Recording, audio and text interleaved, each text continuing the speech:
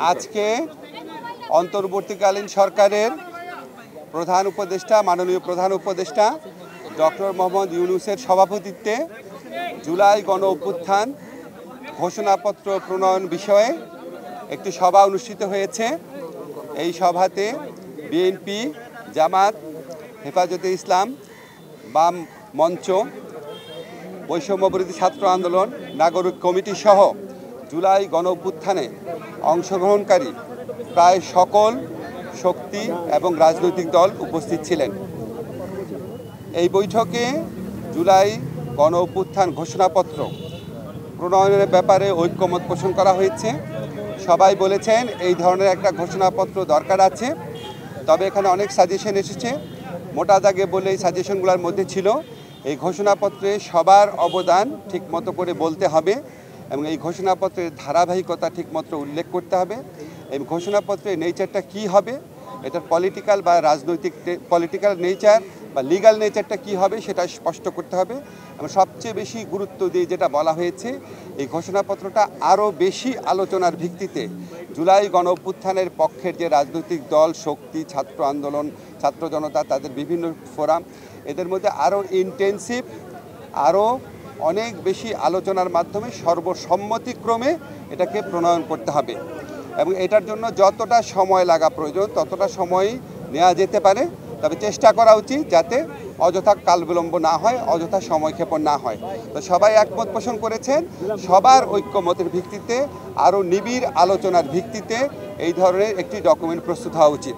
আমি সবাই আশাবাদ ব্যক্ত করেছেন যে এই প্রক্রিয়ায় আমরা সফল হতে সক্ষম হব এবং আমাদের জুলাই গণ অভ্যুত্থানকালে যে অটুট জাতীয় ঐক্যের মাধ্যমে আমরা ফ্যাসিস্ট গণহত্যাকারী সরকার শেখ হাসিনা সরকারের পতন ঘটিয়েছি, সেই ঐক্যের একটা ন্যারেটিভ সবাই ঐক্যবদ্ধভাবেই প্রণয়ন করতে পারবো, এই আশাবাদ ব্যক্ত করে আজকে সভা শেষ হয়েছে।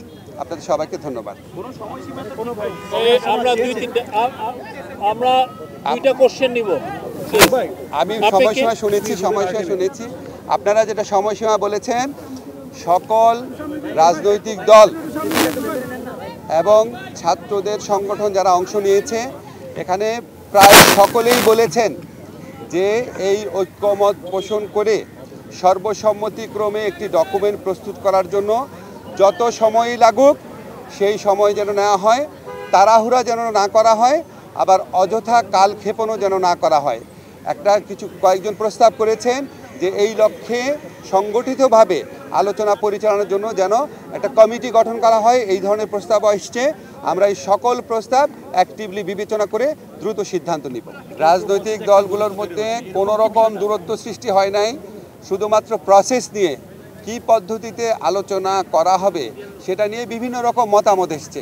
বিভিন্ন রকম মতামতকে আমরা স্বাগত জানাই এবং আমরা কোথাও এতে অনৈক্যের সুর দেখি না, বরং আরও সবাই মিলে সমন্বিতভাবে যেন কাজ করা যায়, সবার মতামত যেন সঠিকভাবে প্রতিফলিত হয়, সবাই যেন ফিল করে এই জুলাই গণ অভ্যুত্থান ঘোষণাপত্রের মালিকানা তারও আছে, এটার পক্ষে বিভিন্ন মতামত এসছে। আমরা মনে করি এটা আরও সুদৃঢ় ঐক্যের পথে আরও সহায়ক হবে এই মতামতগুলো।